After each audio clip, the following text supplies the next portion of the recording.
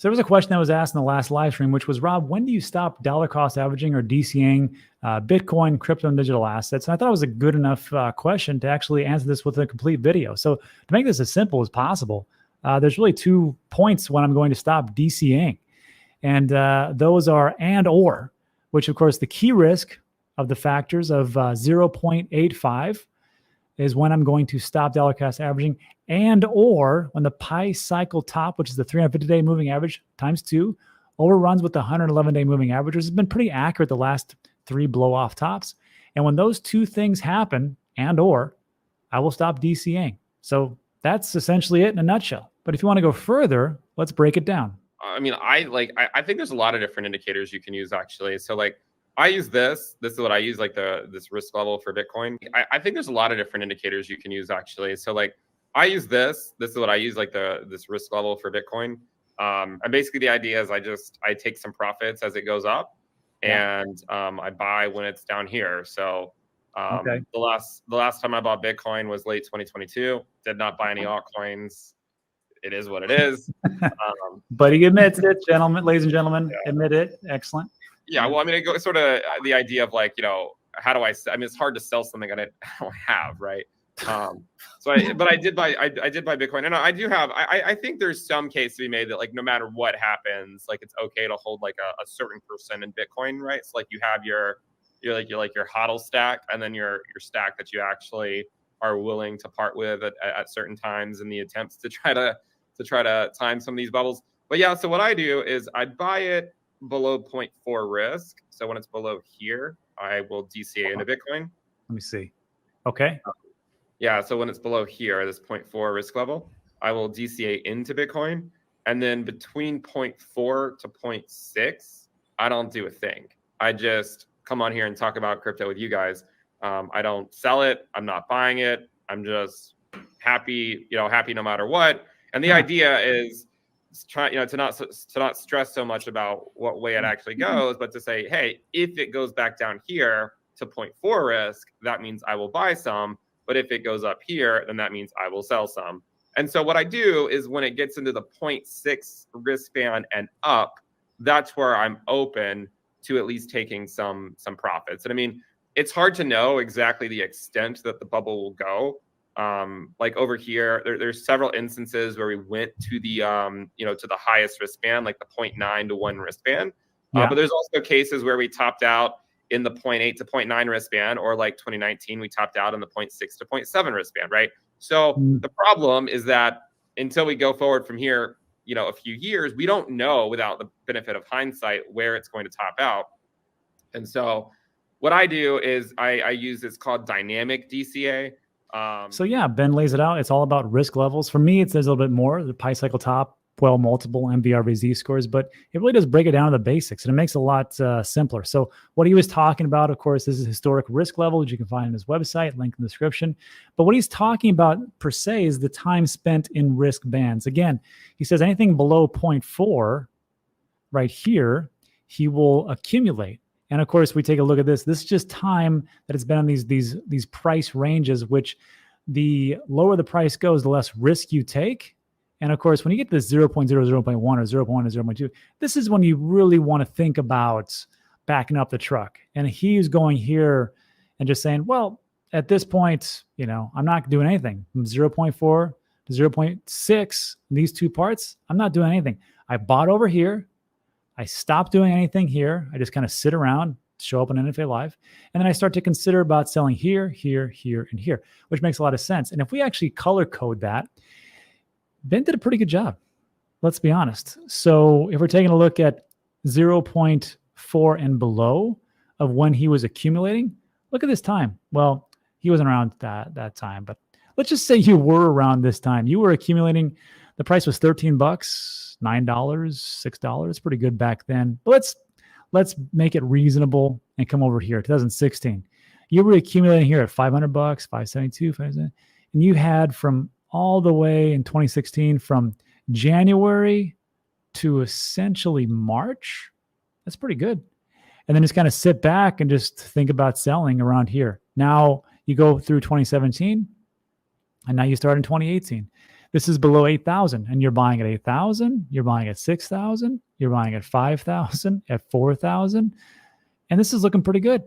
And then of course you hold off at 6,000 in 2019, write it up, write it down. It's a long time, right? But you've done your job. And then you go back down to low 0.4, you're buying at 7,000, 7,000 again, 6,000, all the way down to 3,800 and off. And again, we go over here.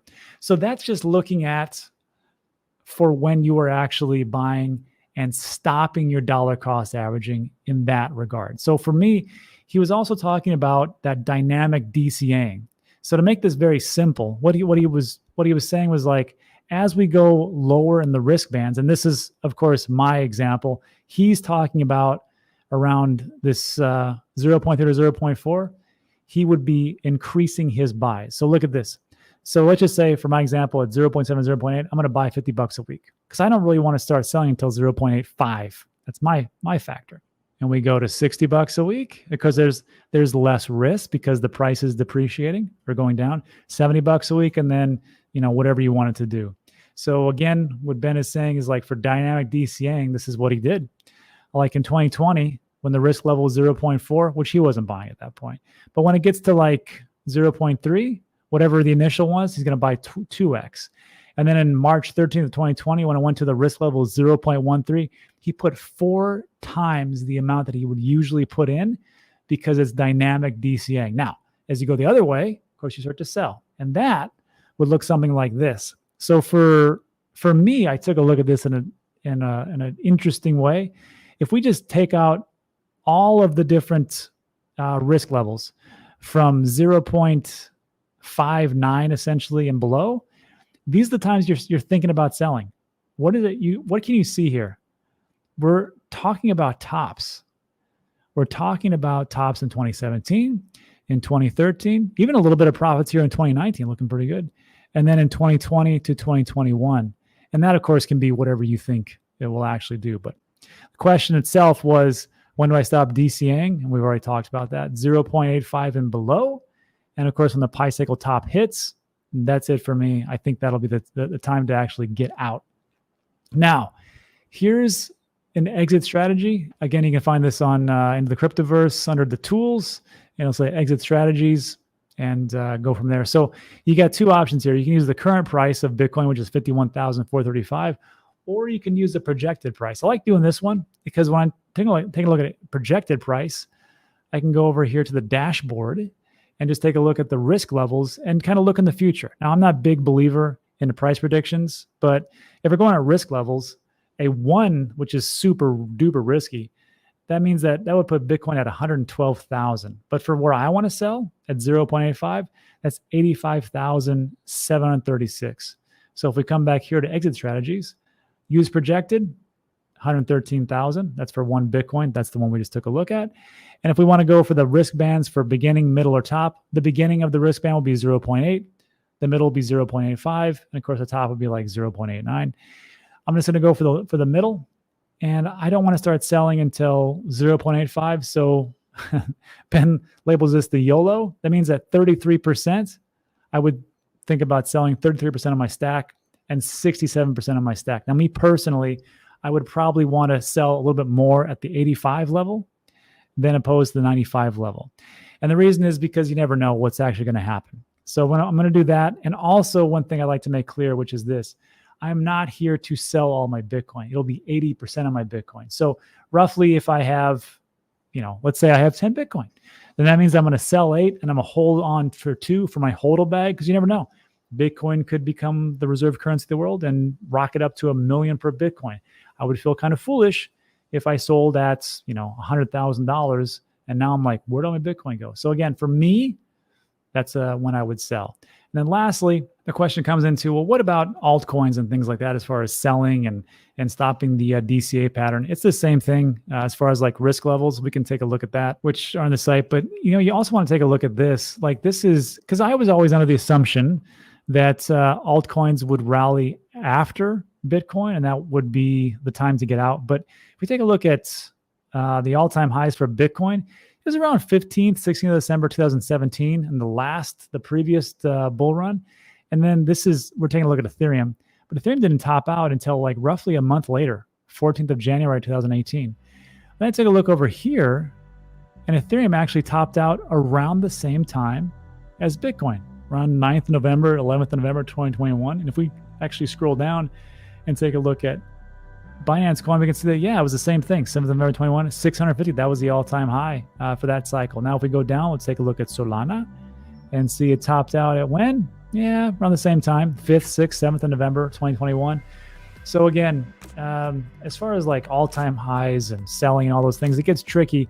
Just make sure that you have a plan in place, and that's it for today. So look, like today's video, give it a thumbs up. Consider subscribing. Everything we talk about is time sensitive.